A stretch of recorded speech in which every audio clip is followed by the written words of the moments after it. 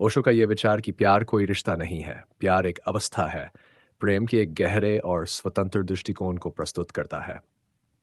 ओशो के अनुसार हम अक्सर प्रेम को एक रिश्ते या बंधन के रूप में देखते हैं, जिसमें अपेक्षाएं और शर्तें होती हैं। लेकिन असल में प्रेम एक ऐसी स्थिति है जो हमारे भीतर उत्पन्न होती है। नंबर एक, प्रेम का वास्तविक स्वरूप। ओशो कहते हैं कि प्रेम एक स्वाभाविक भावना है जो किसी संबंध या बंधन की मोहताज नहीं है। लोग प्रेम को एक रिश्ते या किसी व्यक्ति से जोड़कर देखते हैं, लेकिन ओशो इसे एक आंतरिक अवस्था मानते हैं। प्रेम का असली अर्थ यह है कि यह अपने आप में पूर्ण है और इसे किसी दूसरे व्यक्ति की आवश्यकता नहीं होती। जब व्यक्ति प्रेम को एक अवस्था के रूप में देखता है, तो वह इसे बाहरी संबंधों से परे अनुभव कर सकता है। यह प्रेम की उच्चतम अवस्था होती है। नंबर दो, प्रेम में अपेक्षाओं का अभाव। ओशो के अनुसार जब हम प्रेम को एक रिश्ते के रूप में देखते हैं, तो इसमें अपेक्षाएं और शर्तें जुड़ जाती हैं। हमें अपने साथी से कुछ खास उम्मीदें होती हैं, और अगर वे पूरी नहीं होती, तो हम निराश हो जाते हैं। लेकिन जब प्रेम को एक अवस्था के रूप में देखा जाता है, तो इसमें कोई अपेक्षा नहीं होती। ये प्रेम बस होता है और वह खुद में पूर्ण होता है। ये प्रेम हर किसी को बिना किसी शर्त के स्वीकारता है और उसमें किसी भी प्रकार की अपेक्षा नहीं होती। नंबर तीन, स्वतंत्रता का भाव। ओशो का मानना है कि सच्चे प्रेम में स्वतंत्रता का होना बहुत जरूरी है। प्रेम को एक अवस्था के रूप में देखना हमें अपने और दूसरों के लिए स्वतंत्रता का मार्ग प्रशस्त करता है।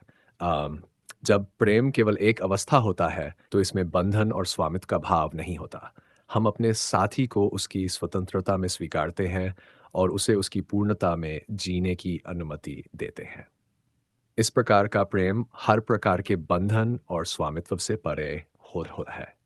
नंबर चार, ओशो के अनुसार प्रेम एक ऐसी अवस्था है जिसमें अहंकार का अंत होता है। जब प्रेम को एक रिश्ते के रूप में देखा जाता है, तो उसमें अहंकार, स्वार्थ और अधिकार की भावना आ जाती है। व्यक्ति अपने प्रेमी से यह उम्मीद करता है कि वह उसकी इच्छाओं के अनुसार चले। लेकिन प्रेम एक अवस्था है, तो इसमें कोई अहंकार नहीं होता। इसमें सिर्फ समर्पण, त्याग और आत्म स्वीकृति होती है। जब व्यक्ति खुद को पूरी तरह से प्रेम में छोड़ देता है, तो उसका अहंकार समाप्त हो जाता है और वह प्रेम की गहराई में प्रवेश कर पाता है। नंबर पाँच, प्रेम में समग्रता का अनुभव। ओशो कहते हैं कि प्रेम को एक अवस्था के रूप में देखने से व्यक्ति अपनी समग्रता में प्रेम का अनुभव कर सकता है। रिश्ते में अक्सर सीमाएं होती हैं, परंतु प्रेम की अवस्था में कोई सीमा नहीं होती। इसमें व्यक्ति खुद को पूरी तरह से खो सकता है और वह अपने अस्तित्व की गहराई में जा सकता है। प्रेम को एक अवस्था के रूप में देखकर व्यक्ति उस प्रेम को जीवन के हर पहलू में अनुभव कर सकता है, न केवल एक व्यक्ति या संबंध तक सीमित रहते हुए। नंबर छः, प्रेम और ध्यान का संबंध। ओशो मानते हैं ध्यान के माध्यम से व्यक्ति प्रेम की अवस्था में प्रवेश कर सकता है। ध्यान एक ऐसी क्रिया है जो व्यक्ति को अपने भीतर के शोर शराबे से मुक्त कर उसे उसकी वास्तविकता से जोड़ता है। जब व्यक्ति ध्यान में पूरी तरह से डूब जाता है, तो वह एक शांति और प्रेम की अवस्था में पहुंचता है। यह प्रेम किसी एक व्यक्ति के लिए नहीं होता, बल्कि यह संपूर्ण सृष्टि के प्रति एक भावना होती है। नंबर सात, प्रेम की असीमता। ओशो के अनुसार प्रेम असीम है और इसे किसी एक रिश्ते या व्यक्ति में बांधा नहीं जा सकता। जब हम प्रेम को एक अवस्था के रूप में देखते हैं, तो यह सभी के लिए खुला होता है, चाहे वह व्यक्ति कोई भी हो।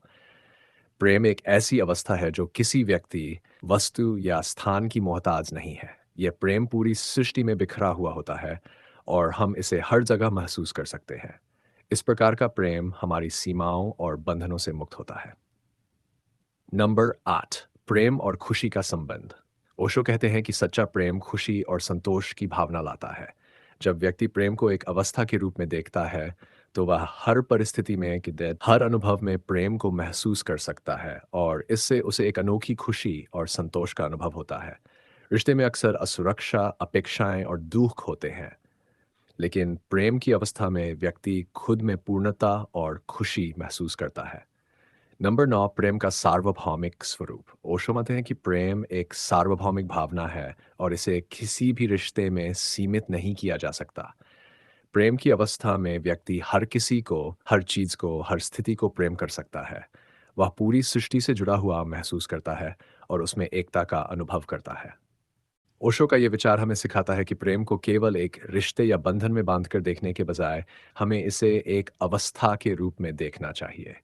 जब हम प्रेम को एक अवस्था के रूप में समझते हैं तो ये हमें बंधन, अपेक्षा और स्वार्थ से मुक्त करता है। ओशो का संदेश है कि सच्चा प्रेम वही है जो हर व्यक्ति, हर चीज और हर स्थिति को बिना किसी शर्त, स्वार्थ या अपेक्षा के अपनाता है। ये प्रेम की अवस्था हमें हमारी पूर्णता और सच्चाई का अनुभव कराती है।